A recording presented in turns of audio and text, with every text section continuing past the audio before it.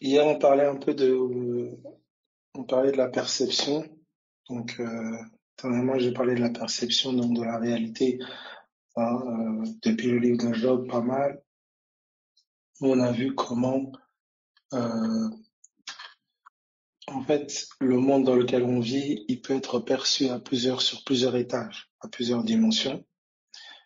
Et donc, on a vu hier, par exemple, on a vu comment l'ennemi, euh, avait attaqué Job et comment ça s'était traduit dans le naturel, hein, par certains événements, que ce soit catastrophes naturelles, euh, agressions, vols, euh, tueries, maladies, voilà. Donc on a vu un peu dans le livre de Job, hein, les Sabéens, les Chaldéens qui ont tué les enfants de Job qui vont être tués par une catastrophe naturelle. Voilà, on a vu toutes ces manifestations-là très naturelles, mais on a vu que ces manifestations très naturelles étaient en fait euh, des actions spirituelles. C'était en fait des frappes spirituelles. Mais sur le plan naturel, ben, on a vu une catastrophe naturelle, on a vu un ulcère, voilà, on a vu une catastrophe naturelle, on a vu un ulcère, on a vu euh, des choses qui semblaient normales, mais qui en fait avaient une origine spirituelle. C'était Satan qui attaquait. Alors je donne encore c'est ce que on va beaucoup voir, hein, c'est comment justement le spirituel se manifeste dans le naturel et justement comment du coup la prière, la foi dans la parole de Dieu, la foi dans ce que Jésus a fait, la prière nous donne de nous positionner dans l'esprit pour que la circonstance bascule, pour que la circonstance change. Parce qu'on doit comprendre que c'est d'abord dans l'invisible que les choses se bâtissent, c'est dans l'invisible que les choses se construisent, c'est-à-dire dans le monde spirituel, dans le monde du cœur, dans le monde intérieur, dans la parole.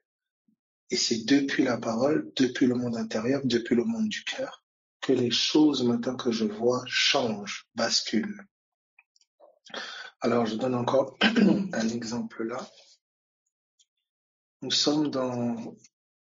Donc je vais donner différents exemples comme ça pour que nous puissions... Je veux d'abord renverser, d'accord, la perception naturelle que l'on a des choses. Donc vous avez vu, perception qu'on a héritée, on nous a éduqués comme ça. On nous a dit, ben voilà, ulcère, c'est ça, catastrophe naturelle, c'est ça, etc., etc. Et parfois même la religion nous a donné une interprétation. Oui, voilà, s'il y a une catastrophe naturelle, c'est que Dieu, ben, il a envoyé ça, etc., etc. Mais là, on a vu dans le livre de Job, on a vu différentes frappes.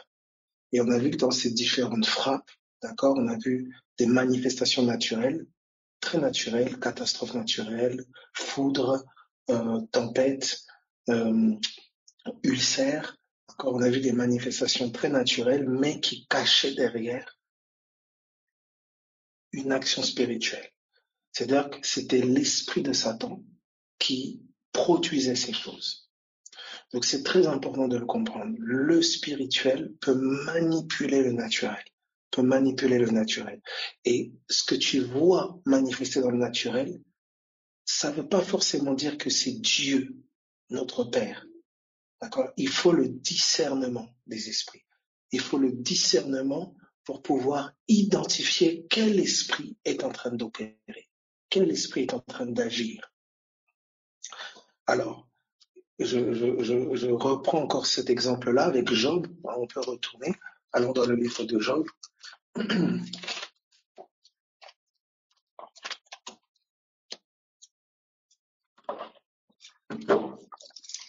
Job, chapitre 2. Job, chapitre 2. Job, chapitre 2. Très bien. Job, chapitre 2. À partir du verset... Job, chapitre 2, à partir du verset 7. Job 2, 7. Job 2, 7. Donc je lis. Et Satan se retira de devant la face de l'Éternel,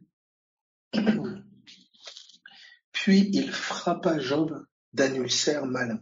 Il frappa Job d'un ulcère malin. Donc vous voyez ici, on voit une frappe de la part de Satan. Satan frappe. Et il frappe comment? Il frappe d'un ulcère malin. Donc, on voit un ulcère, d'accord? Physiquement, sur le plan naturel, on constate un ulcère, mais sur le plan spirituel, d'accord? Sur le plan spirituel, c'est une frappe, d'accord? On l'a vu ensemble. Donc, nous sommes c'est Job 2, et quand je prends donc ulcère, tac, tac, tac, voilà, c'est feeling qui est traduit par inflammation, lèpre, furoncle, tache brûlante, d'accord? Donc furoncle, tache brûlante, inflammation, lèpre, d'accord? Donc voilà. Donc il est frappé de ça, d'accord? Donc vous voyez, on parle de furoncle ici, sur des choses où certains vont vous dire, voilà, j'ai une inflammation, voilà, oh, bon, j'ai dû attraper ça comme ça, comme ça. Mais là, on vous parle littéralement de frappe, d'accord? C'est une frappe. Et on va voir donc que Job, voilà, voilà. Donc ça, c'est ce que je voulais mettre en lumière. Je vais donner encore un autre exemple. Allons dans les évangiles, dans l'évangile de Luc. Luc, chapitre 13, à partir du verset 10. Luc 13, 10. Voilà, donc j'aimerais juste que tu puisses comprendre que le naturel a pour origine le spirituel. Ce qui se passe dans le naturel est toujours la conséquence de quelque chose qui s'est établi dans le spirituel, qui s'est fait dans le spirituel. Donc une frappe, une attaque, voilà. Alors regardez, nous sommes dans Luc chapitre 13 à partir du verset 10. Luc 13, 10. Je lis. Jésus enseignait dans une des synagogues le jour du Shabbat. Et voici, il y avait là une femme possédée d'un esprit qui la rendait infirme depuis 18 ans. Elle était courbée et ne pouvait pas du tout se redresser. Donc voici ici une femme qui est possédée sous influence d'un esprit mauvais. Et alors, cet esprit mauvais, un médecin ne le constatera pas. Un homme naturel, un homme qui n'a pas le discernement des esprits, ne constatera pas la présence de cet esprit mauvais forcément. Mais on voit les effets de cet esprit mauvais, c'est que cette femme-là est infirme. Elle est infirme. Et elle était courbée, d'accord, et cela depuis 18 ans. Donc ça fait 18 ans qu'un mauvais esprit tient cette femme courbée.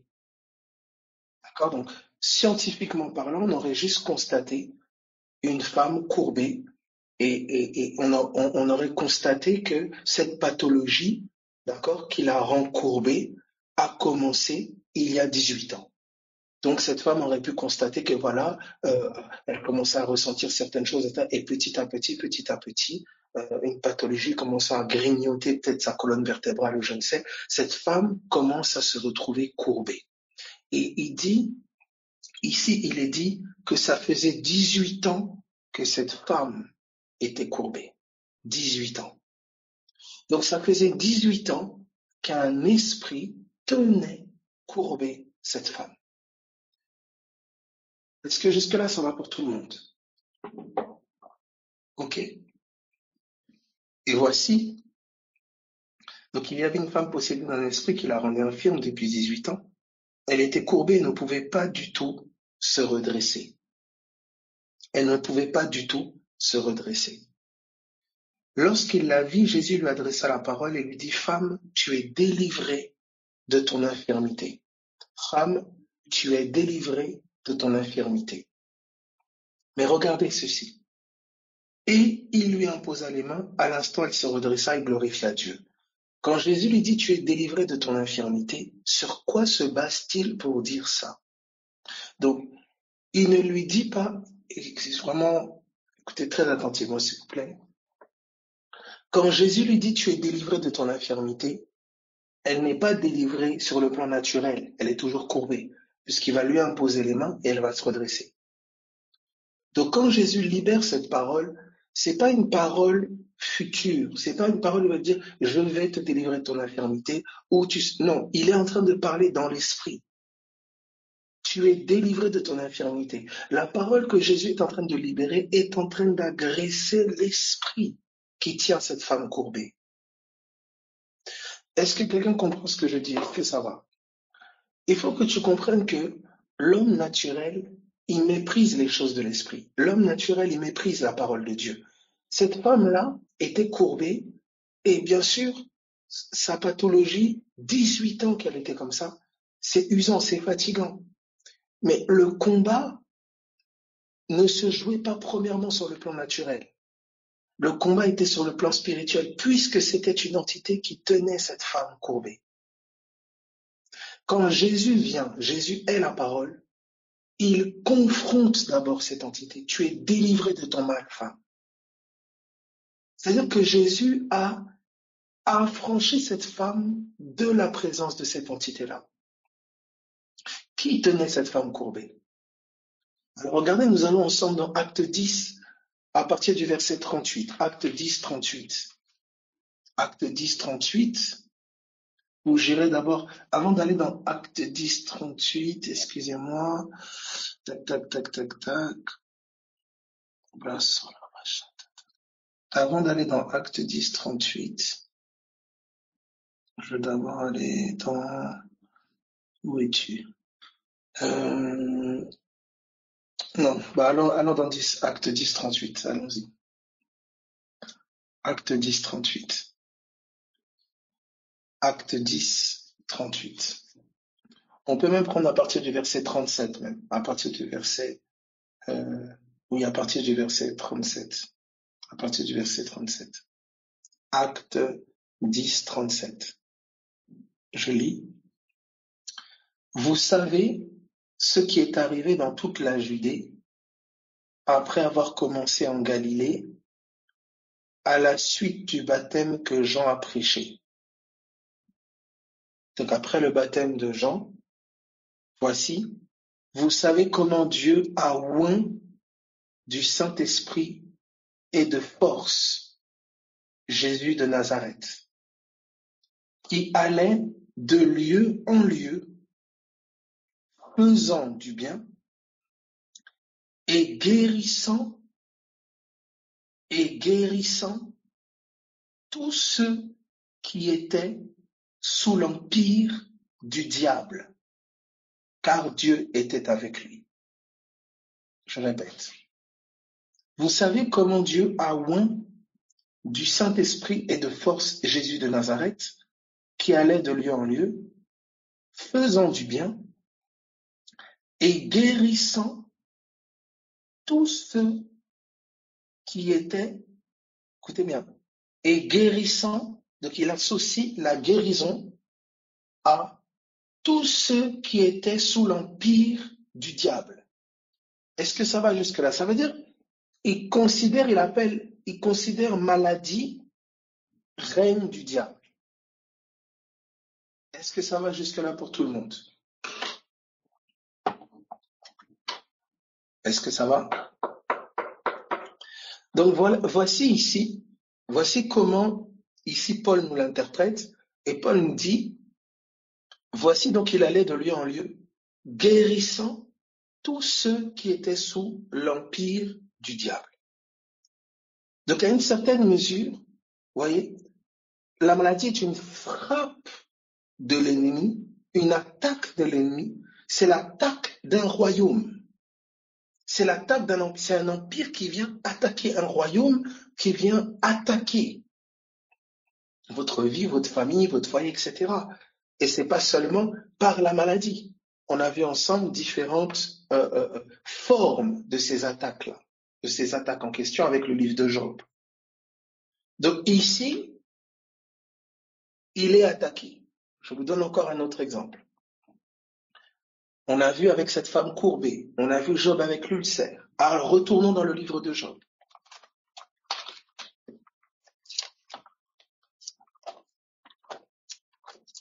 Retournons dans le livre de Job. Job chapitre 1er. Job chapitre 1er. Job chapitre 1er à partir du verset... Ok. À partir du verset 18. Job 1, 18. Il parlait encore lorsqu'un autre vint et dit, tes fils et tes filles mangeaient et buvaient du vin dans la maison de leur frère aîné. Et voici, un grand vent est venu de l'autre côté du désert et a frappé contre les quatre coins de la maison. Elle s'est écroulée sur les jeunes gens et ils sont morts. Donc ici, on voit un vent qui vient s'abattre sur la maison et qui tue les enfants de Job. Un vent. Allons ensemble dans Matthieu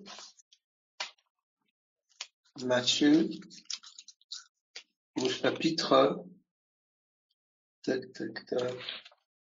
ou Luc, pardon, c'est Jésus. Non, Matthieu, c'est ça, oui.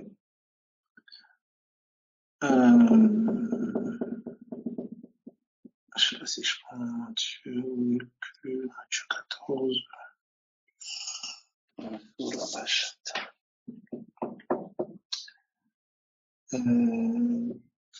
Matthieu 14. Matthieu 14.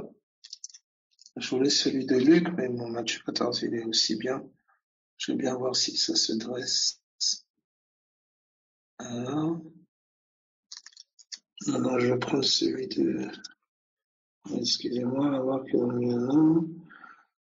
Notre vérité. Donc moi, je veux celui de Luc. Alors, Luc. Voilà. Et maintenant, ok. Donc Luc au chapitre 8. Luc chapitre 8 à partir du verset 22. On ne parle pas celui de Matthieu 14, mais celui de Luc. Luc 8 à partir du verset 22. Luc 8, 22. Ok. Donc ce que je veux montrer, c'est quand dans le naturel, on voit des événements, mais ce sont des événements en fait qui sont que le reflet d'un combat entre les Elohim, d'un combat en fait dans le spirituel. Et en fait, on ne pouvait pas trop voir ça dans l'Ancien Testament parce que dans l'Ancien Testament, le divin était voilé. Donc on ne pouvait pas trop voir, on ne faisait pas la distinction, la différence entre les œuvres de Satan, les œuvres des ténèbres et les œuvres de lumière. Il était difficile de discerner, de distinguer. Maintenant, ici, regardez ceci. Donc, grâce à Jésus, par Christ, on peut maintenant voir les œuvres des ténèbres ont été révélées et ont été exposées. Les fondements du monde ont été révélés. Les Elohim ont été révélés. Le divin a été révélé. Regardez ceci. Nous sommes dans Luc chapitre 8 à partir du verset 22. Je le prends. Un jour, Jésus monta dans une barque avec ses disciples. Il leur dit, passons de l'autre côté du lac, et ils partirent. Pendant qu'ils naviguaient, Jésus s'endormit. Un tourbillon fondit sur le lac, la barque se remplissait d'eau et ils étaient en péril. D'accord? Donc Jésus dit à ses disciples, passons de l'autre côté du lac. Donc voici l'intention du maître. Passons de l'autre côté du lac. Mais que se passe-t-il? Il y a un vent, un tourbillon, donc un vent violent qui vient s'abattre sur la barque et clairement, ça a pour objectif de ne pas les laisser, qu'ils ne passent pas de l'autre côté du lac. D'ailleurs, les disciples diront, regardez, ils s'approchèrent et le réveillèrent en disant, puisqu'ils étaient en péril, d'après le verset 23, en disant, Maître, maître, nous périssons. S'étant réveillé, il menaça le vent et les flots qui s'apaisèrent et le calme revint.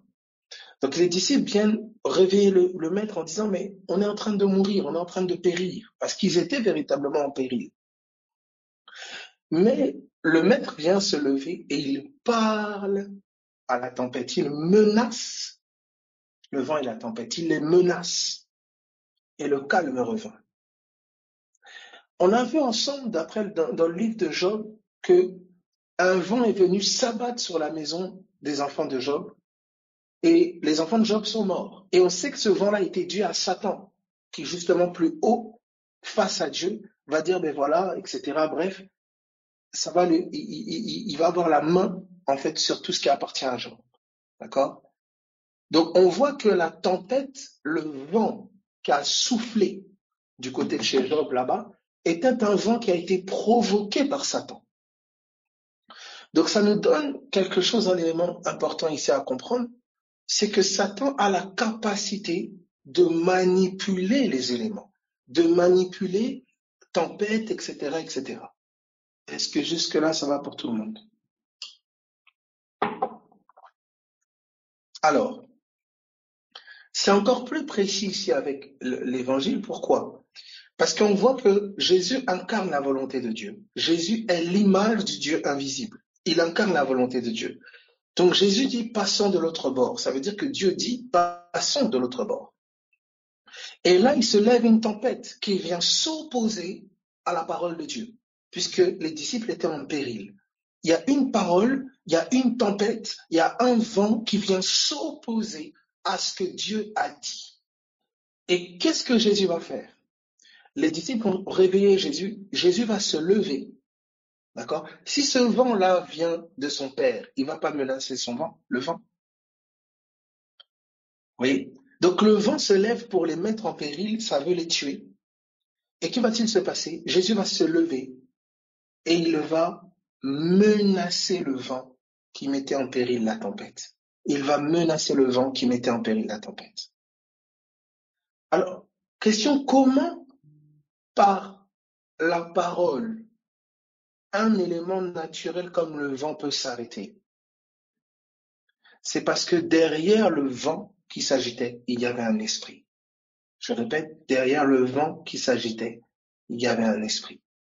Donc vous avez vu, Jésus, c'est important parce que quand le Seigneur va te dire parle, quand le Seigneur va te dire veille sur ta parole, veille sur ce que tu dis, fais attention à tes paroles. Si tu n'as une perception que naturelle de la situation, tu parleras depuis le naturel. Et c'est la mort dans ta bouche. C'est le désespoir dans ton cœur. Mais de comprendre que derrière les éléments naturels, il y a une origine spirituelle et que la parole traite l'origine spirituelle. C'est pour ça que Jésus a comparé la parole à une semence qui, lorsqu'elle est plantée, elle grandit, elle grandit, elle grandit. La parole de Dieu est comme une semence plantée dans l'invisible. Et à mesure que tu la parles, à mesure que tu marches selon elle, cette semence est arrosée et elle grandit pour porter du fruit dans le visible. La parole est comparable à une semence de Dieu qui est plantée dans l'invisible. D'accord? Il est planté dans l'invisible. Cette semence-là étant arrosée, elle grandit et elle donne son fruit dans le visible. Alors, quelqu'un dit ici, quand tu dis parle la parole, c'est quoi exactement? Faut-il apprendre des versets par cœur? Non. Quand je dis la parole, je parle de la parole inspirée. Ça veut dire ce que le Seigneur dit de la situation. Si je peux être très pratique. Ce que le Seigneur dit de la situation. La parole, c'est le Christ de la situation. Le Jésus de la situation. Je vais donner encore des exemples. Vous prenez, prenons ensemble Apocalypse.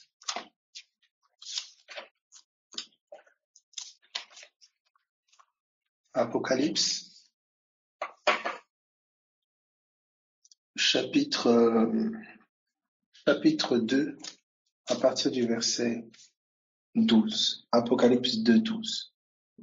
Donc, j'ai dit que Jésus a parlé, il a menacé la tempête, pas les gens qui menaçaient la tempête. Ils vont menacer la barque, menacer les disciples. Ok. Donc, Apocalypse chapitre 2, verset 12. Donc, je reprends, j'ai dit ceci. Quand vous avez une perception que naturelle de la situation, vous avez vu par exemple, on a vu avec Job, ulcère, catastrophe naturelle, on a vu agression avec les Sabéens, les Chaldéens dans le livre de Job. Et on est en train de voir que derrière ces événements de destruction, il y a un esprit derrière, il y a un monde invisible qui opère et qui travaille. Maintenant, on nous dit que ce monde invisible-là, il est régi par la parole. C'est la parole qui régit ce monde-là. Donc je m'oppose, quand je m'oppose dans ce monde-là, je m'oppose à une parole. Quand j'agis dans ce monde-là, j'agis par la parole. Alors, maintenant quelqu'un me dit, ah ben, quand tu dis par la parole, c'est quoi exactement? Faut-il apprendre des versets par cœur? Non, c'est ça que j'explique maintenant. Quand on parle de la parole, c'est parler sous inspiration du Saint-Esprit. C'est parler la pensée de Dieu sous l'inspiration du Saint-Esprit. J'essaie de faire vraiment très pratique. Je vous donne un exemple ici. D'accord? La parole, c'est le Christ de la situation. Donc, je donne un exemple ici avec Apocalypse. L'église de Pergame. L'église de Pergame était face à une situation de persécution et face à des problèmes de doctrine. D'accord? On va le lire. Il dit, à partir du verset 13, on peut le lire à partir du verset 13. Je sais où tu demeures, je sais que là est le trône de Satan. Tu retiens mon nom et tu n'as pas renié ma foi, même au jour d'Antipas. Mon témoin fidèle qui a été mis à mort chez vous, là où Satan a sa demeure. Mais j'ai quelque chose contre toi, c'est que tu as là des gens attachés à la doctrine de Balaam, qui enseignait à Balak à mettre une pierre d'achoppement devant les fils d'Israël pour qu'ils mangent des viandes sacrifiées aux idoles et qui se livrent à la débauche. De même, toi aussi, tu as des gens attachés pareillement à la doctrine des Nicolaïtes. Donc, j'explique rapidement. Ici, l'Esprit de Dieu est en train de reprocher à l'église de Pergame d'avoir en son sein des personnes qui sont attachées à des fausses doctrines. Donc, à un faux enseignement, à d'autres paroles. D'accord? Donc, le combat que l'église de Pergame menait, c'était face à des esprits qui amenaient des fausses doctrines, des fausses paroles. Est-ce que tout le monde comprend ça? Est-ce que ça va pour tout le monde? Donc, face à ce combat-là, donc il y a une réalité d'un combat-là, regardez ce qu'il va nous dire. Il dit ceci. Repens-toi donc, verset 16, repens-toi donc, sinon je viendrai à toi bientôt et je les combattrai avec l'épée de ma bouche. Que celui qui a des oreilles pour entendre, etc., que celui qui a des oreilles pour entendre ce que l'Esprit dit aux églises, à celui qui vaincra, je donnerai de la manne cachée. On vous dit à celui qui vaincra. À celui qui vaincra. Donc, il y a un combat, il y a une victoire. Maintenant, ce combat-là, suivez très attentivement. Tu es dans une situation, les disciples sont dans une situation, la situation de la barque, d'accord? On voit ensemble, hein, la situation de la barque, tout ça, quel que soit le combat. Quel est le combat? Quelle est la victoire qui est attendue? Écoute très attentivement. C'est la victoire de ta foi. Ce qui triomphe du monde, c'est notre foi. D'accord? Donc le combat qui est mené, c'est le bon combat de la foi. Le bon combat de la foi. Maintenant, la foi, c'est la foi en qui? La foi en quoi? C'est là maintenant qu'on me dit, d'après Romains, et d'après une multitude de textes dans les épîtres, c'est la foi en Jésus qui sauve. Et Jésus est sa parole. Donc la parole, par exemple, elle me dit, la foi vient de ce que l'on entend, et ce que l'on entend vient de la parole de Christ. Donc si je mène un combat de la foi, forcément, j'ai besoin de m'appuyer sur la parole, j'ai besoin de me rappeler la parole, j'ai besoin de me positionner pour la parole de Dieu. Donc le bon combat de la foi est un combat de fermeté dans ce que Dieu a dit. Je répète, le bon combat de la foi, c'est un combat de rester ferme dans ce que Dieu a dit. Alors, voici ce qui est dit ici. Nous sommes dans Apocalypse, regardez le verset 12 maintenant. Comme ils sont face à un combat de doctrine, des gens qui sont attachés à des fausses doctrines, etc., regardez ceci. Écrit à l'ange de l'église de Pergame, verset 12. Voici ce que dit celui qui a l'épée aiguë à 2 tranchants. Je sais où tu demeures, etc. Jésus de leur combat, le Jésus de leur combat, se révèle comme celui qui a l'épée aiguë à 2 tranchants. L'épée, d'accord, en esprit, c'est l'épée de la parole. Donc Jésus là se révèle comme celui qui a l'épée. Leur foi dans le Jésus qui a l'épée, c'est ça qui les sauve. Parce qu'ils sont face à un problème de doctrine, de mensonges doctrinaux, etc. Donc, ils ont besoin de celui qui a l'épée de la vérité. Donc, de manière pratique, face à tous ces mensonges doctrinaux, je suis dans un combat. Celui de croire que la vérité va triompher. Mais qui est celui, moi par moi-même, j'ai pas la force, je peux pas faire triompher la vérité. C'est pour ça que j'ai foi en Jésus qui est la parole de vérité, qui a l'épée à double tranchant.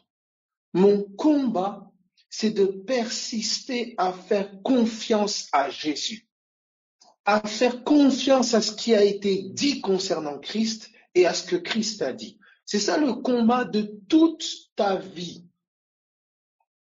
Donc, il ne s'agit pas de dire seulement, je vais prendre un verset, j'apprends un verset par cœur. Non, il ne s'agit pas de verset. Il s'agit d'une pensée révélée. Il s'agit d'une révélation de la personne de Jésus. Le Jésus de ma situation, c'est peut-être le Jésus qui a pris mes maladies. C'est peut-être le Jésus qui a vaincu la mort. C'est peut-être le Jésus de ta situation.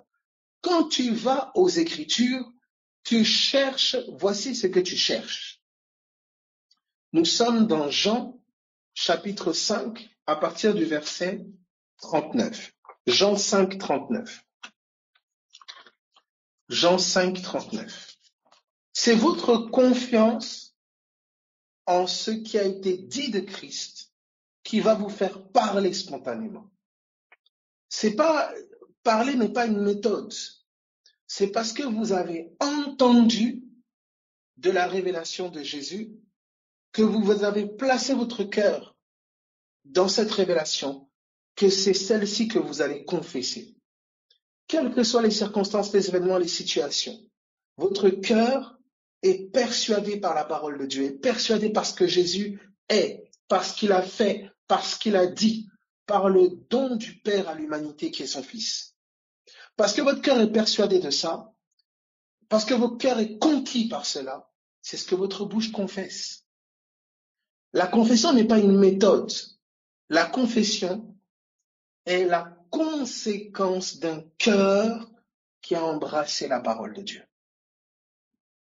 Maintenant, pourquoi je vais par exemple quotidiennement proclamer? C'est pour rappeler à mon âme, c'est pour positionner mon être intérieur dans ce que Dieu a dit. Voilà pourquoi régulièrement je vais le parler. Voilà pourquoi je me tiens dans la prière. Mon combat, c'est de rester ferme dans ce que Dieu a déclaré en Christ. C'est ça le combat de ta vie. Très pratique. Dieu a déclaré par exemple qu'en Jésus, tu es une nouvelle création. Que les choses anciennes sont passées. C'est la parole de Dieu. Maintenant, admettons que je vais donner des passages comme ça, ce sera encore plus clair. Jean 5, regardez Jean 5. Jean 5, il faut que la notion du combat soit très claire dans votre entendement. Parce que il ne faut pas que vous associez le combat à une pratique. Vous voyez, vous allez par exemple imposer les mains comme ça, ou vous allez dire cette formule-là, non. L'essence du combat, c'est la foi en Jésus. C'est pour ça que la base de tout ça, c'est l'amour. Parce que celui qui se sait aimer fait confiance. Vous voyez? Celui qui se sait aimer fait confiance. C'est pour ça que le socle, nous, notre joker, notre puissance nucléaire, c'est l'amour de Dieu pour nous. Vous voyez? Or, l'amour de Dieu pour nous, il a été manifesté à la croix. La preuve de cet amour, c'est la croix. Vous voyez? Maintenant, qu'est-ce que la conscience de cet amour produit en moi? Ma réponse, c'est la confiance maintenant en Dieu. La confiance en Jésus. Et c'est là mon combat. Donc mon combat, vous comprenez, c'est celui de faire confiance à Jésus. C'est celui de savoir combien Dieu m'a aimé. Et donc l'ennemi, lui, travaille dans la direction opposée. L'incrédulité m'a amené à douter de la fidélité de Dieu. Donc douter de l'amour de Dieu. Remettre en cause ce que Dieu a dit. Douter de qui est Dieu, de son amour, de son sacrifice, etc.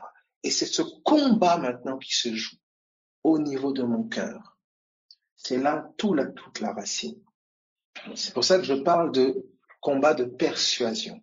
Dans le spirituel, on l'a vu dans l'Ancien Testament, persuader, c'est être conquis, c'est être vaincu. Donc lorsque la parole de Dieu persuade pleinement votre cœur, c'est la seigneurie de Jésus sur votre vie. Vous comprenez? Et c'est ça cette dynamique-là, de s'exposer à la parole de Dieu, s'exposer à ce que Christ a dit, à ce qu'il a fait, exposer mon cœur à cela, afin que face aux situations diverses, maladies, oppressions spirituelles, finances, quelle que soit la forme de l'attaque, mon combat, c'est de garder ma confiance enracinée en Jésus. Ça, c'est la richesse éternelle. C'est la richesse éternelle. Ma foi dépasse le monde matériel. Ma foi marque mon éternité. Ok. C'est pour ça que la foi est vraiment une révélation. Tu ne vis pas dans la foi pour voir uniquement physiquement. La foi, c'est vraiment la vie dans une autre réalité. Une réalité qui prend forme dans le naturel, mais même quand elle ne prend pas forme, elle reste vraie et réelle pour toi. Je ne me dis pas pur parce que je vois constamment la pureté, mais parce que Dieu l'a déclaré et que le vrai moi est pur pour l'éternité. Lorsque je quitterai ce corps, je contemplerai la pureté que Dieu a déclarée pleinement. Sur la terre, nous ne voyons que des signes de ce que Dieu a déclaré. Voilà pourquoi les miracles accompagnent toutes ces choses, parce que ce sont des signes. Ce ne sont pas, en fait, la vérité n'est pas de ce monde. Elle est d'une autre réalité. Et lorsque nous quitterons ce corps de mort, nous qui connaissons en partie, nous connaîtrons maintenant pleinement dans la plénitude. Nous connaîtrons dans la plénitude. Donc c'est très important que tu sois conscient que ta foi, elle dépasse la réalité naturelle. Le naturel ne doit pas t'arrêter de croire, t'arrêter de faire confiance dans le sacrifice de Jésus, dans ce que Jésus a fait. Alors regardez, nous sommes dans Jean chapitre 5 à partir du verset 39. Jean 5, 39. Je lis. Vous sondez les Écritures parce que vous pensez avoir en elles la vie éternelle. Vous sondez les Écritures parce que vous pensez avoir en elles la vie éternelle. Et voici ce qu'il va dire. Ce sont elles qui rendent témoignage de moi. Donc, les Écritures, qu'est-ce qu'elles font? Les versets, les Écritures, témoignent de Jésus. Elles nous présentent Jésus, son monde, sa réalité, sa mentalité, sa pensée, qui il est. Les Écritures nous témoignent de Jésus. Et le témoignage qu'elles nous rendent de Jésus, c'est dans ce témoignage-là que nous nous confions. C'est dans cette réalité-là que nous nous confions.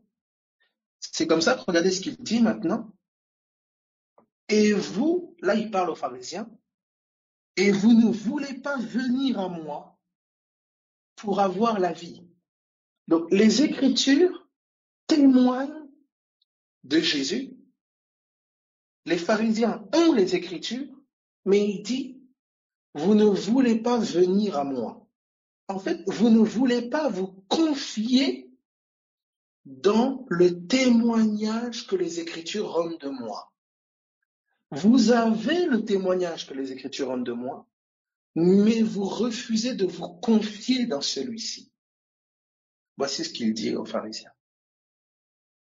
Je donne un exemple.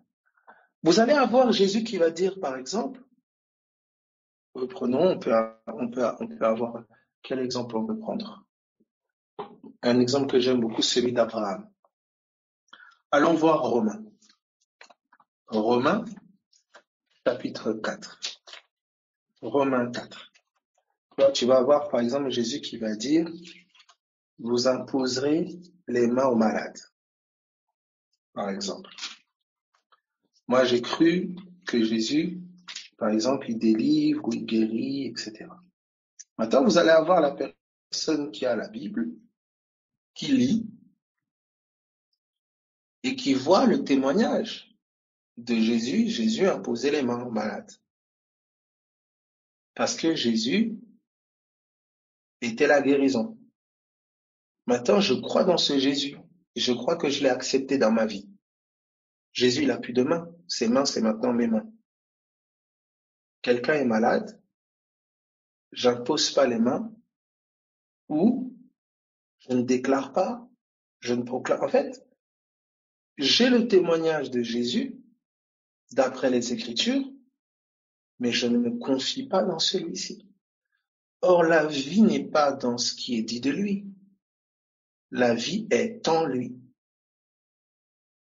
Il dit, vous sondez les Écritures parce que vous pensez avoir en elles la vie. Ce sont elles qui rendent témoignage de moi. Ce sont elles qui rendent témoignage de moi. Et vous refusez de venir à moi. Vous refusez de vous confier dans ce qu'elles disent de moi. Souvent, c'est par peur. Souvent, c'est cela. Dans Romains chapitre 4, à partir du verset 19, je lis, à partir du verset 18, pardon. Romains 4, 18, excusez-moi. Espérant contre toute espérance, il crut et devint ainsi le père d'un grand nombre de nations. Donc je prends ce terme-là. Espérant contre toute espérance. Il crut. Qu'est-ce qu'il crut? La promesse d'un fils. La promesse d'être père d'une multitude. La promesse que Dieu lui avait faite. Toutes les circonstances étaient contraires. Sarah est stérile. Ils sont avancés en âge. Toutes les circonstances sont contraires. Mais Abraham, espérant contre toute espérance. Autrement dit, il n'y avait plus d'espérance.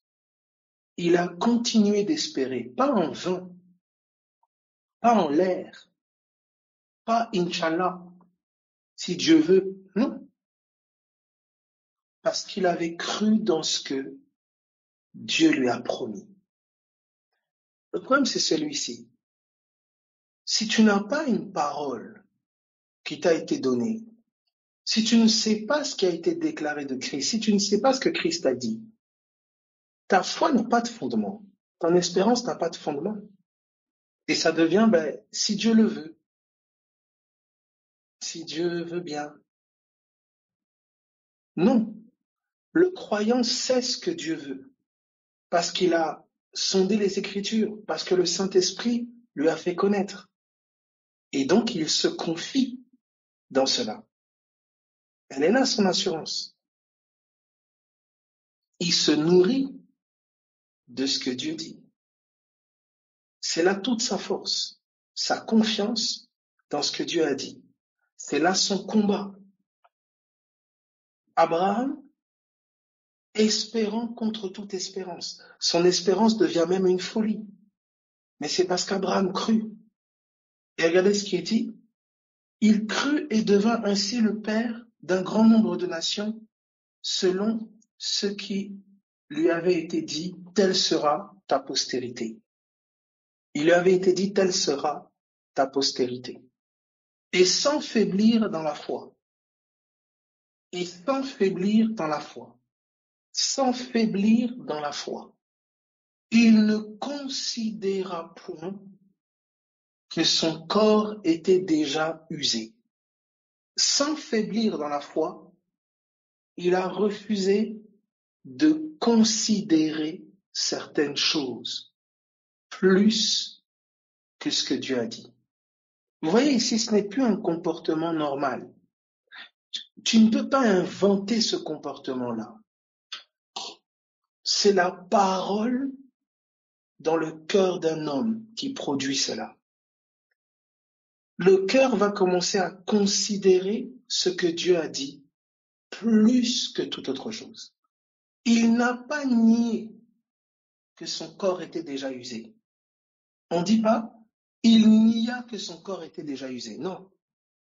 On dit, il ne considéra point. Il a refusé de donner plus d'importance à la circonstance naturelle qu'à la parole de Dieu. Mais question, comment Abraham aurait-il pu prendre cette posture-là sans parole de Dieu? Sans parole de Dieu. C'est là qu'est toute son assurance. Dieu a dit. Regardez la suite, il continue, il dit, puisqu'il avait près de 100 ans et que Sarah n'était plus en état d'avoir des enfants. Verset 20, il ne douta point par incrédulité au sujet de la promesse de Dieu. Mais il fut fortifié par la foi, donnant gloire à Dieu. Il n'a pas été, mes amis, il a donné gloire à Dieu, pas quand l'enfant a été manifesté, mais avant. La louange sur les lèvres d'Abraham, la gloire qu'Abraham rendait à Dieu, c'était la gloire qui était la conséquence de la foi dans son cœur. Ça veut dire la foi véritable élève Dieu avant la victoire, avant la manifestation de quoi que ce soit. Parce que la foi le voit, c'est ininventable, on ne peut pas l'inventer, c'est une révélation de cœur. Dieu l'a dit. Il dit, il fut fortifié par la foi. C'est la foi qui l'a fortifié. C'est la foi qui l'a encouragé. Or, la foi vient de ce que l'on entend, ce que l'on entend vient de la parole. C'est la parole de Dieu qui a fortifié son homme intérieur. C'est pas les conseils de tel monsieur ou les conseils de telle madame ou les encouragements de tel infondé ou les encouragements de celui ou de celle-là qui sont infondés. C'est la foi. Il fut fortifié par la foi. Des fois, il y a des personnes sympas qui veulent encourager avec des encouragements tout humains. Et les encouragements ne tiendront que le temps du prochain feu. Mais la foi ici, l'encouragement, ce qui est fortifié par la foi, demeure même au sein du feu. Il fut fortifié par la foi. Donnons gloire à Dieu. Donnons gloire à Dieu. Il continue. Et ayant la pleine conviction. Et ayant la pleine conviction. Ici, conviction, c'est littéralement, voilà. On dit pleine conviction, c'est traduit ici par pleinement rempli. Pleine conviction, rempli, être accompli. Donc, la pensée que vous pourriez, on dira ici,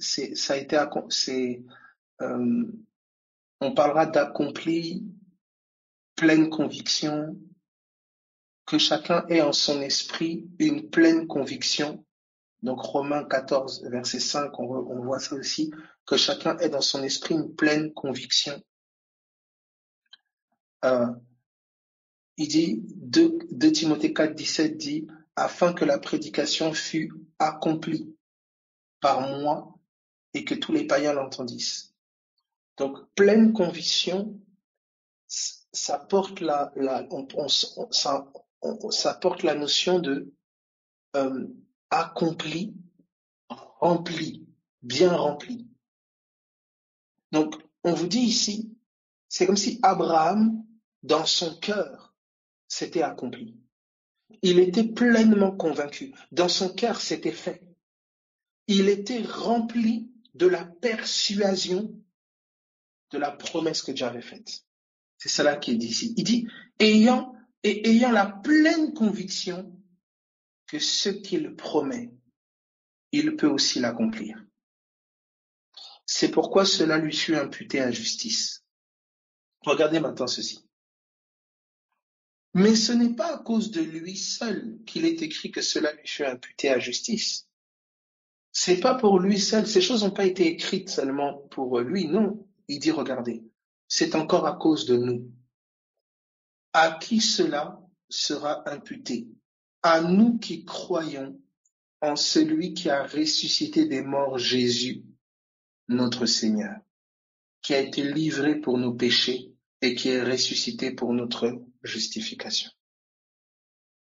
Donc il est en train de dire ici, Abraham a été pleinement convaincu, pleinement persuadé. Abraham était pleinement persuadé que ce que Dieu a dit, il l'accomplit.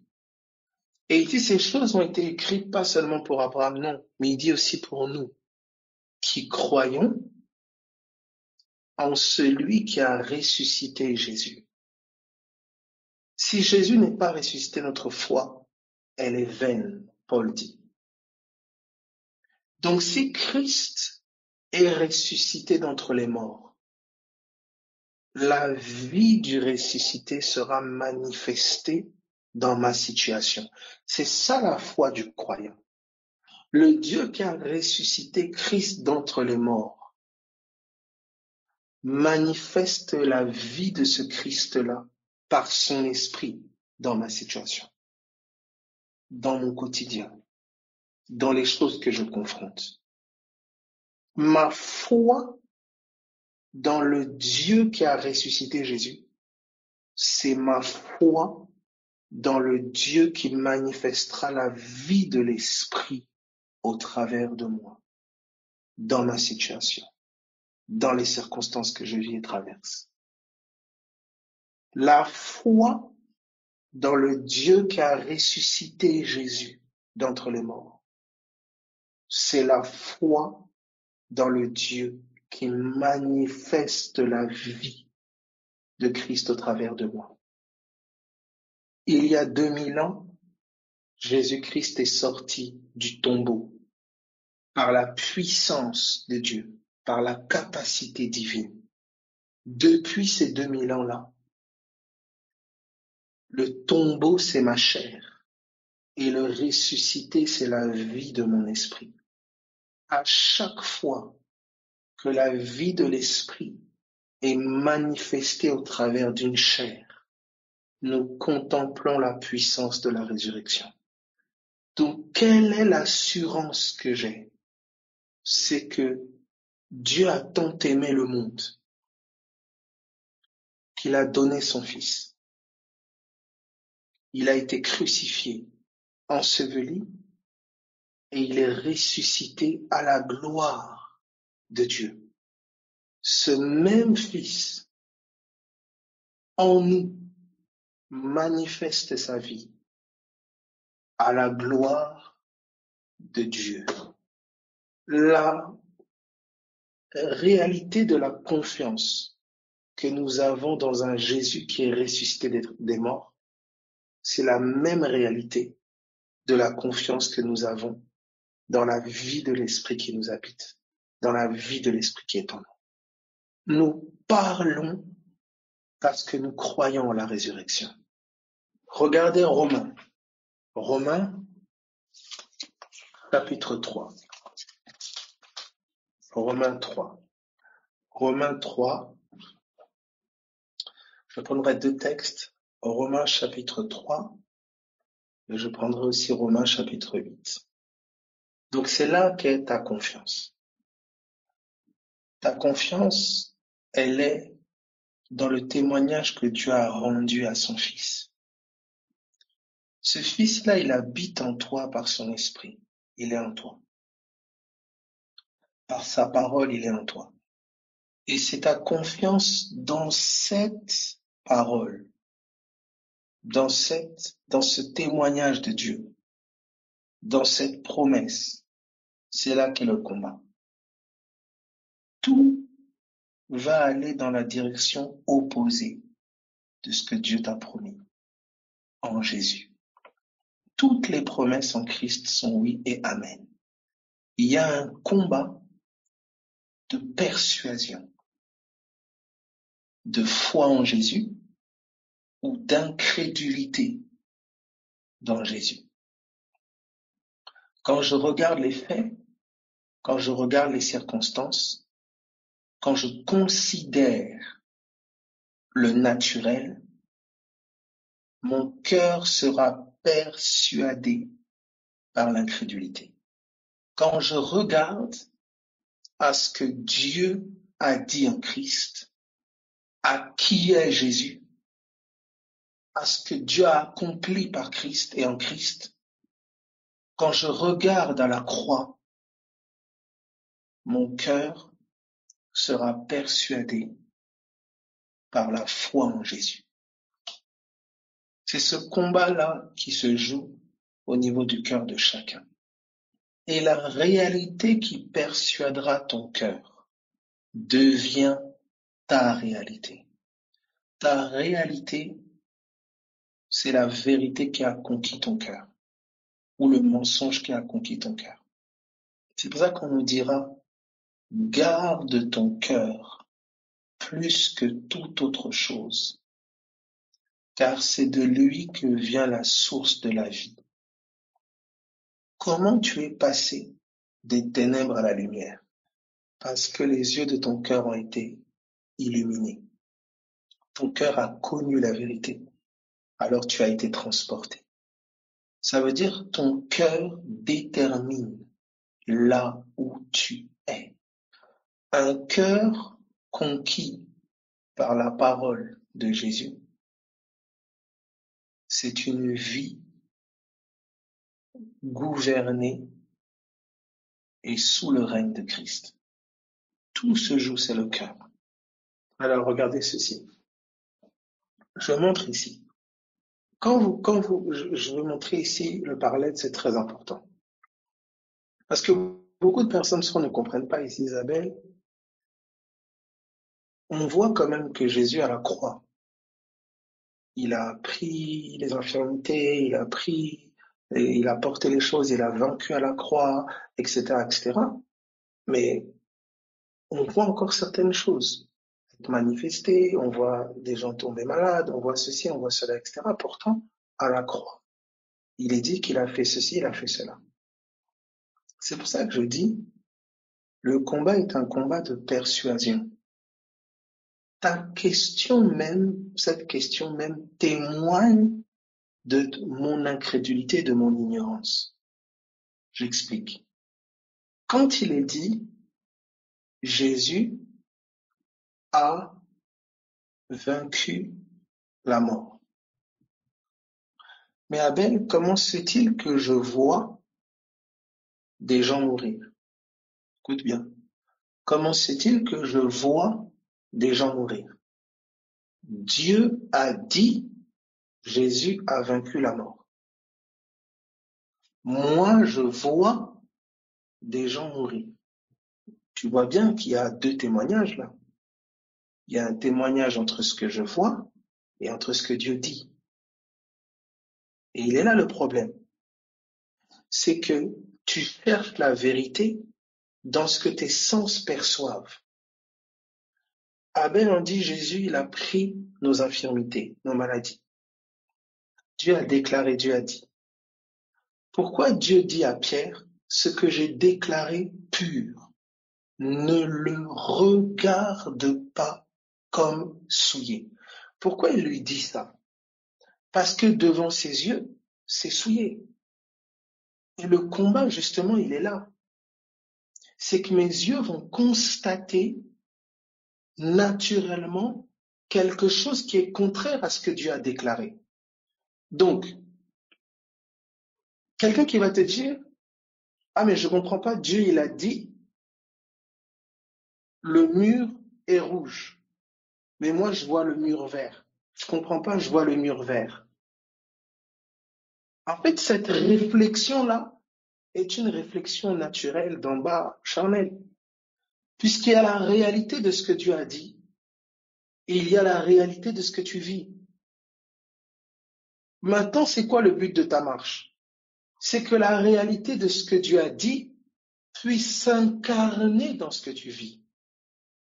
Ce que j'ai déclaré, ne le regarde pas comme souillé. Ce que j'ai déclaré vert, ne le regarde pas comme rouge, même si tu vois que c'est rouge. C'est là le combat.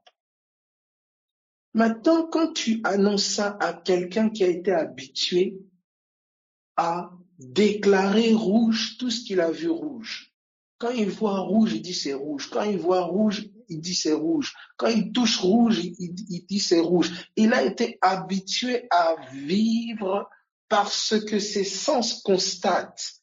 Il a été habitué par vivre par le monde naturel, par le constat naturel. Quand la parole de Dieu maintenant lui apprend et commence à lui apprendre à vivre par ce que Dieu a déclaré, au-delà de ce que ses sens peuvent voir, la personne est troublée. Et c'est ça l'enfant en Christ. Il est troublé. Dieu lui dit c'est vert, lui il voit que c'est rouge. Plus ça devient rouge, plus il est dépassé parce qu'il ne comprend pas. Il dit mais Dieu, pourtant tu m'as dit que c'est vert, je ne comprends pas. Mais justement, il est là le bon combat de la foi.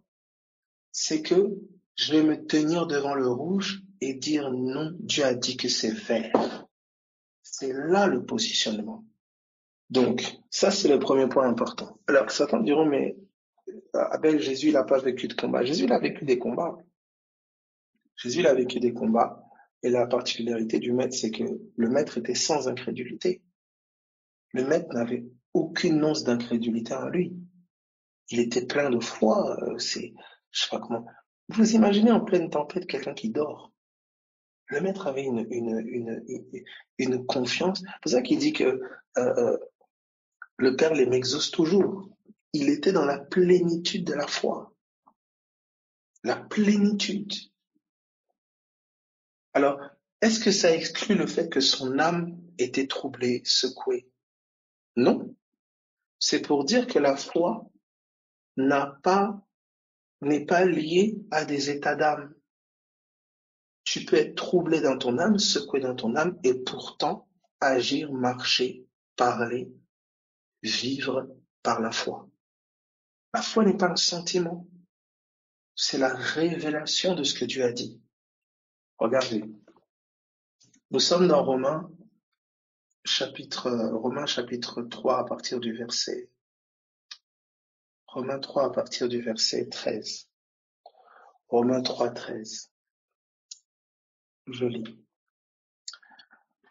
Leur gosier est un sépulcre ouvert. Leur gosier est un sépulcre ouvert. Donc on compare leur gosier, on compare leur gorge, leur bouche à un sépulcre, une tombe. Est-ce que jusque-là, ça va pour tout le monde? Non, là, tu dois mettre ta logique, hein. Ta logique, Abel, mais comment on peut comparer la bouche de quelqu'un, la gorge de quelqu'un à une tombe? Voilà. C'est pour ça, s'il te plaît, écoute attentivement. Allons maintenant dans Romains, chapitre 8, à partir du verset 11. 8, 11. Je lis. Et si l'esprit de celui qui a ressuscité Jésus d'entre les morts habite en vous, écoutez bien, si l'esprit de celui qui a ressuscité Jésus d'entre les morts habite en vous. Je répète, si l'esprit de celui qui a ressuscité Jésus d'entre les morts habite en vous, celui qui a ressuscité Christ d'entre les morts rendra aussi la vie à vos corps mortels par son esprit qui habite en vous. Rendra aussi la vie à vos corps mortels par son esprit qui habite en vous. À vos corps mortels par son esprit qui habite en vous. Prenez avec moi Romains, chapitre 7, à partir du verset 24. Romains 7, 24. Corps mortel par son esprit qui habite en vous. Romains 7, 24. Misérable que je suis, qui me délivrera de ce corps de mort? Misérable que je suis, qui me délivrera de ce corps de mort? Alors, écoutez très bien s'il vous plaît.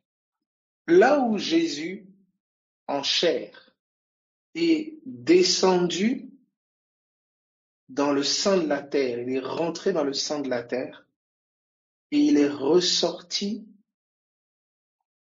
glorieux. Il est ressuscité. C'est ce dans quoi nous avons foi. Mais de manière pratique, ça se traduit comment pour nous aujourd'hui? La terre qui est ensemencée, c'est maintenant notre corps mortel. Écoutez bien s'il vous plaît. La parole de Dieu, exactement comme Jésus en chair, qui était la parole faite chair, elle vient maintenant dans le sein de la terre. Elle vient en nous. Et de la même manière que Jésus est ressuscité, la vie de l'esprit sort de notre corps mortel, est manifestée au travers de notre corps mortel. C'est comme ça que Paul vous dira ici, qui me délivrera de ce corps de mort? Exactement comme Jésus était prisonnier du tombeau. Ça veut dire que la vie de l'esprit me libère de la vie de la chair, de ce corps mortel, des limitations de ce corps mortel. Donc ma foi dans la résurrection de Jésus, c'est en fait ma foi dans la vie de l'esprit.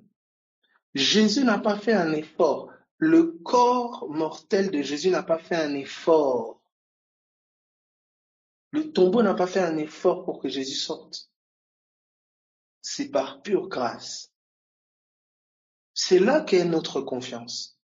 C'est l'esprit de celui qui a ressuscité Jésus d'entre les morts habite en moi.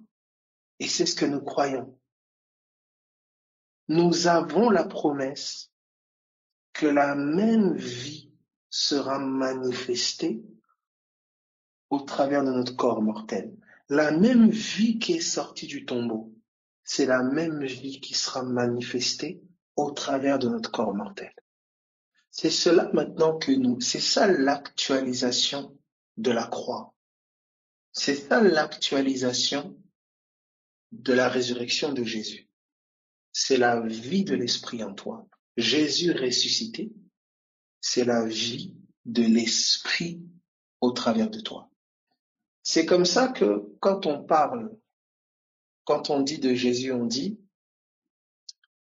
Acte chapitre 13 va nous dire que, on peut le prendre, Acte chapitre 13, à partir du verset 32, Acte 13, 32.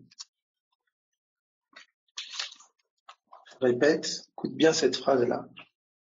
La résurrection de Jésus d'il y a 2000 ans, l'équivalent actuel, c'est la vie de l'esprit manifestée au travers de toi. Donc, imagine un peu tout le désespoir qu'il y avait quand Jésus n'était pas ressuscité. Le temps de l'ensevelissement. Comment les gens étaient découragés. Les disciples s'étaient même retirés. Tout ce temps de découragement. Mais Jésus était bien vivant comme il l'avait promis. Quelle joie quand il s'est manifesté à eux. Tous à une certaine mesure. Nous aspirons à ce que la vie de l'esprit soit manifestée dans certains domaines, dans les différents domaines de nos vies. C'est la même aspiration que nous avons dans la résurrection. C'est la vie de résurrection. C'est pour ça que la nouvelle naissance, c'est la résurrection de Jésus. Regardez Acte 13. Donc quand quelqu'un accepte Jésus, il naît. Autrement dit, il ressuscite. La vie de l'esprit vient en toi. Cette vie-là, maintenant, elle est là. Acte chapitre 13. À partir du verset 32. Maintenant, Abel, elle est là sous quelle forme? Elle est là sous forme de la parole. Il y a 2000 ans, elle était là sous forme de chair. Elle a marché au milieu des hommes. Mais aujourd'hui, elle est là sous forme d'esprit en toi. Elle est là sous forme de parole révélée en toi. Donc la même foi dans le Jésus que les hommes ont vu marcher en chair là, c'est la même foi à laquelle tu es appelé dans la parole révélée que Dieu te donne. Dans la parole que Dieu te donne, la promesse qu'il te fait, les paroles qu'il te donne. Acte chapitre 13, je lis. Et nous vous annonçons cette bonne nouvelle que la promesse faite à nos pères, Dieu l'a accomplie pour nous, leurs enfants, en ressuscitant Jésus, selon qu'il est écrit dans le psaume 2, tu es mon fils, je t'ai engendré aujourd'hui. Vous voyez que la résurrection de Jésus, c'était une naissance. Donc quand j'ai foi dans cette résurrection, c'est la vie de l'esprit manifestée au travers de moi. C'est ma nouvelle naissance. C'est-à-dire, c'est comme si Jésus a été il y a 2000 ans le premier ressuscité auquel tous les humains sont censés s'identifier. La résurrection de Jésus aujourd'hui, c'est la vie de l'esprit au travers de nous. Donc quelqu'un qui va dire « Ah, j'ai foi dans la résurrection de Jésus, j'ai foi que Jésus est vivant », il est en train de dire « Je crois en la vie de l'esprit en moi ». Donc quelqu'un qui ne va pas vivre selon la vie de l'esprit, quelqu'un qui va nier la vie de l'esprit et qui confessera Jésus est vivant, il est contradictoire. La résurrection de Jésus aujourd'hui, c'est la vie de l'esprit en nous, au travers de nous.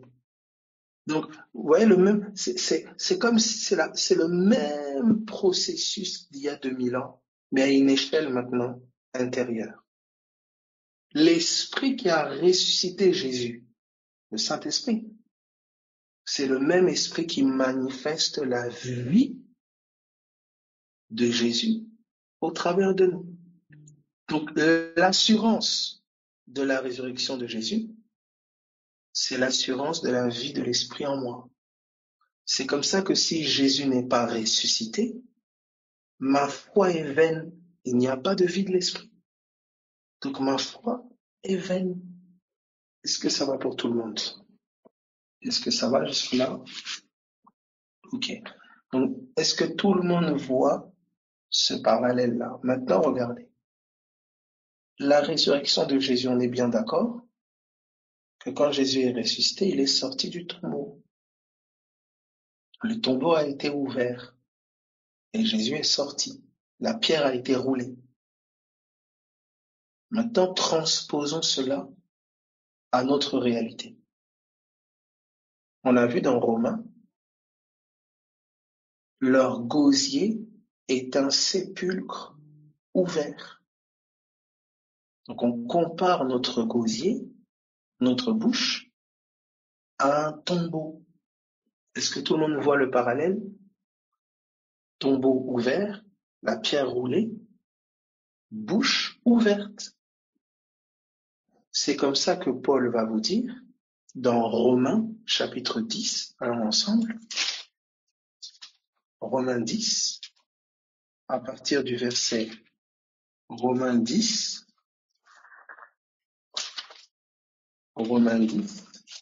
à partir du verset 8, Romains 10, 8, je lis. Que dit-elle donc, la justice de la foi? La parole est près de toi, dans ta bouche et dans ton cœur. Or, c'est la parole de la foi que nous prêchons. Si tu confesses de ta bouche le Seigneur Jésus, et si tu crois dans ton cœur que Dieu l'a ressuscité des morts, tu seras sauvé. Pourquoi si tu confesses de ta bouche? Parce que ta bouche qui confesse son nom, avec un cœur qui croit que Dieu l'a ressuscité des morts, c'est la résurrection. Est-ce que tout le monde voit l'actualisation du tombeau de la résurrection de Jésus ici? On est en train de te dire ici, si tu crois dans celui qui a ressuscité Jésus d'entre les morts, tu confesses de ta bouche. En fait, c'est quoi? C'est la résurrection. Vous comprenez?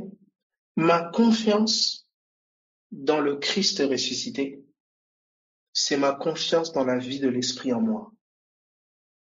C'est ma confiance dans la vie de l'Esprit en moi. Et cette vie de l'Esprit en moi, elle se manifeste par les paroles qui sortent de ma bouche. Il y a une confession. C'est pour ça qu'on dit mes paroles, Jésus a dit mes paroles sont esprit et vie.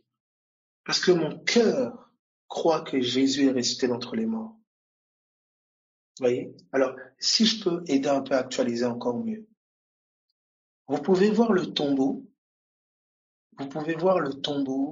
le séjour des morts, comme la vie de la chair. Vous voyez? La vie de la chair. La stérilité de la chair. L'incapacité de la chair. Les faiblesses de la chair. L'apôtre Paul dit, qui me délivrera de ce corps de mort? Et vous pouvez voir la résurrection de Jésus comme la vie délivrée de l'emprise de la chair. Vous voyez?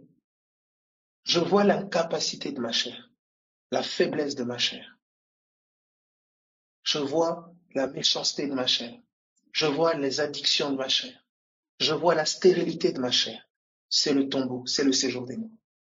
Mon espérance maintenant, ma foi, elle est dans la vie de l'esprit. Il y a une vie qui est sortie du tombeau, comme il y a une vie de l'esprit qui sortira de mon corps mortel, de ma chair. Est-ce que tout le monde voit ça? C'est pour ça qu'il ne s'agit pas de méthodes charnelles ou de techniques de chair ou de comme ça. Non. Il s'agit de placer ma confiance dans qui il est, dans cette vie-là. De placer ma confiance dans le fait qu'elle sera manifestée. Jésus est vivant, aussi certain que Jésus est vivant. La vie de l'esprit est en moi. C'est dans cette vie-là. Et c'est ça l'actualisation de la foi dans la résurrection. La foi dans le Christ ressuscité, c'est la foi dans la vie de l'Esprit en moi. Donc, qu'est-ce que ça signifie?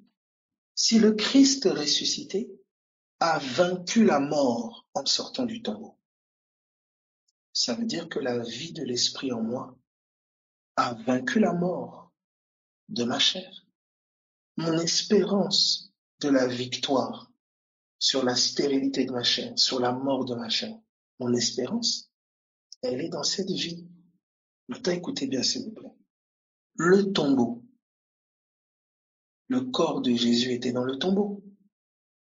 Donc, on s'attendait à ce que le tombeau s'ouvre et que Jésus en sorte.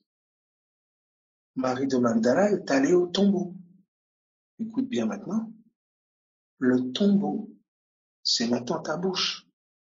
La même parole qui était chère il y a 2000 ans, elle est esprit maintenant sur tes lèvres et dans ton cœur.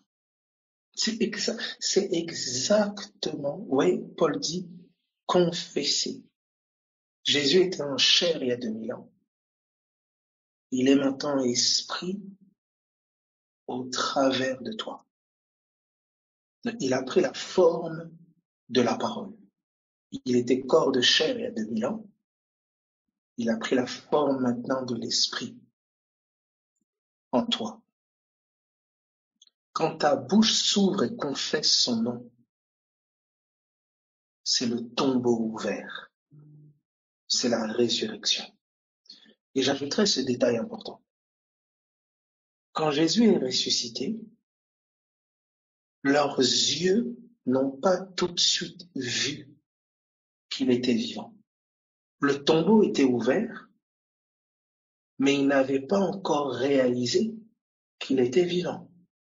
Qu'est-ce que je veux dire par là?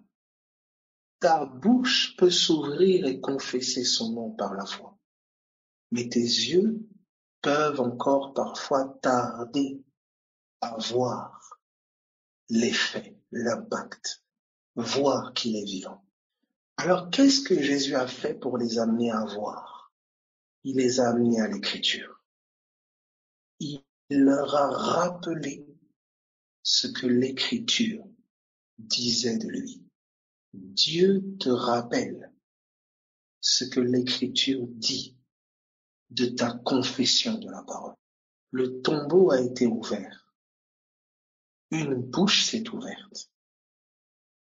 La vie est sortie. Mais les hommes n'avaient pas encore vu. Ce n'est pas parce que tes yeux ne voient pas encore ce que ta bouche a confessé par la foi que cela veut dire que ça n'est pas. Non. Fie-toi à ce que les Écritures témoignent. La vie est en cours. La parole travaille. Elle travaille dans ta chair. Elle travaille dans tes os. Elle travaille dans tes entrailles. Elle travaille. Elle travaille à la conquête de tes entrailles. Elle travaille à la conquête de ton cœur. Et elle va s'étendre. Aie foi dans le ressuscité. Ça veut dire, aie foi dans la parole sur tes lèvres. Si Christ est vivant, si Christ est ressuscité d'entre les morts, alors la parole dans ton cœur et sur tes lèvres est salutaire. Parce que nous avons cru, nous avons parlé. Parce que nous avons cru, il est ressuscité aujourd'hui dans nos vies. Parce que nous avons cru dans sa résurrection d'il y a 2000 ans. Il est ressuscité pour nous aujourd'hui, au travers de notre confession, au travers de la parole qu'il nous a laissée. Le tombeau ouvert, ta bouche ouverte. Le Christ ressuscité et glorieux, la parole sur tes lèvres, glorieuse. Qui a ramené Jésus entre les morts? Qui rend la parole sur tes lèvres glorieuses? Le Saint-Esprit. Le Saint-Esprit. Je terminerai avec Éphésiens. Éphésiens, chapitre 1er.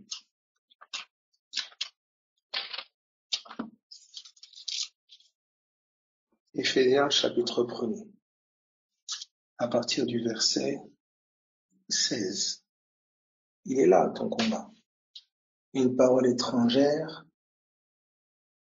voyez, exactement comme du temps aussi dans les évangiles, ils ont mis des soldats devant le sépulcre. Ils veulent tenir ta bouche fermée. Ils veulent t'empêcher de confesser la parole de Dieu. Vous voyez, au nom de Jésus, l'ange a roulé la pierre. Que les messagers qui te sont envoyés te donnent de délier ta bouche pour que le ressuscité sorte glorieusement. Élève son nom. Rends gloire à Dieu. Confesse le nom de Jésus. Élève Jésus. Pas seulement dans le secret, mais devant les hommes. N'aie pas honte. Éphésiens chapitre 1er, verset 16. Éphésiens 1, 16. Je ne cesse de rendre grâce pour vous, je fais mention de vous dans mes prières, afin que le Dieu de notre Seigneur Jésus-Christ, le Père de gloire, vous donne un esprit de sagesse et de révélation dans sa connaissance, qu'il illumine les yeux de votre cœur, pour que vous sachiez quelle est l'espérance qui s'attache à son appel, quelle est la richesse de la gloire de son héritage qu'il réserve aux saints, et quelle est envers nous qui croyons, l'infinie grandeur de sa puissance, se manifestant avec efficacité par la vertu de sa force. Cette puissance-là, il l'a déployée en Christ en le ressuscitant des morts.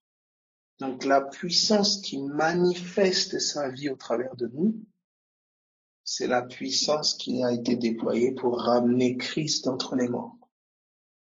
Donc c'est pas par ma capacité.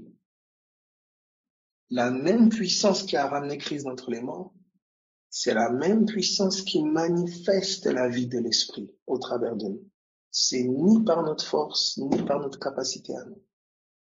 Et cette puissance est une révélation. L'apôtre Paul dit, je prie qu'il illumine les yeux de votre cœur. C'est une révélation de savoir que la même puissance est à disposition. La même puissance qui a ressuscité Jésus, c'est la même puissance garantie de la vie de l'esprit en nous manifestée. C'est la même. Il dit, il l'a déployé en Christ, en le ressuscitant des morts et en le faisant asseoir à sa droite dans les lieux célestes. Où, au-dessus de toute domination, de toute autorité, de toute puissance, de toute dignité et de tout nom qui peut se nommer, non seulement dans le siècle présent, mais aussi dans le siècle à venir. Qu'est-ce que cette puissance a fait? Elle a élevé Jésus au-dessus de toute autorité, toute domination, tout ce qui peut se nommer. Ça veut dire que c'est cette puissance-là qui amène la vie de l'esprit à s'établir au-dessus de tout ce qui peut se nommer. La vie qui est en toi est au-dessus de tout ce qui peut se nommer. Tout ce qui peut se nommer. Maladie, domination, autorité, puissance, quel que soit le nom satanique ou je ne sais. Cette vie qui est en toi est au-dessus. Elle est au-dessus. Je prie que cette vie nous soit révélée davantage en contemplant Jésus. Parce que tel il est, telle cette vie-là en nous est. Qu'elle nous soit révélée davantage au nom de Jésus-Christ de Nazareth, que nous apprenions davantage à nous reposer sur elle, à marcher selon ce qu'elle est, cette vie-là en nous. Elle est incarnée par la parole dans nos cœurs et sur nos lèvres. Cette vie est contenue dans ce que Dieu a dit concernant son Fils. Mon cœur ajoutant foi en Jésus, les paroles de mon être sont rendues vivantes, sont animées de la vie de l'Esprit. Mon cœur ajoutant foi dans ce que Dieu a déclaré de Jésus. Mes paroles sont vivifiées. Elles sont vivifiées par ma foi dans ce que Dieu a déclaré de Christ. Jésus dit, celui qui croit en moi, des fleuves d'eau vive jailliront de son sein. À mesure que mon cœur est persuadé de ce que Jésus est, à mesure que mon cœur s'enracine dans ce que Jésus a fait, mes paroles sont vivifiées par sa vie. Que le Seigneur nous fasse grâce. Il nous a fait grâce, que notre entendement soit davantage éclairé par son amour, par sa miséricorde. Soyez fortifiés, soyez encouragés. Donc, que ton cœur soit pleinement persuadé par le Saint-Esprit de ce qui a été déclaré de Christ, et qu'ainsi tes paroles soient vivifiées, fortifiées dans ton homme intérieur. Tes paroles, elles portent quelque chose, elles portent la vie. C'est pour ça qu'hier tu pouvais dire, Seigneur, je te rends grâce, que tout mon être soit vivifié. Mais aujourd'hui, avec un cœur encore davantage persuadé, tes paroles sont davantage vivantes encore. Tes paroles sont davantage porteuses de vie. C'est pour ça, ne renonce pas à confesser. À mesure que ton cœur est gagné et conquis par qui est Christ, par ce qu'il a fait, par l'amour divin, tes paroles sont vivifiées, sont porteuses de vie. Toujours plus, toujours plus, toujours plus. Merci Seigneur pour ta grâce. Que nos cœurs se confient dans ce que le ciel a déclaré de Christ et que nos bouches confessent son nom. Merci Jésus. Soyez fortifiés, passez une bonne soirée, bonne nuit à tous.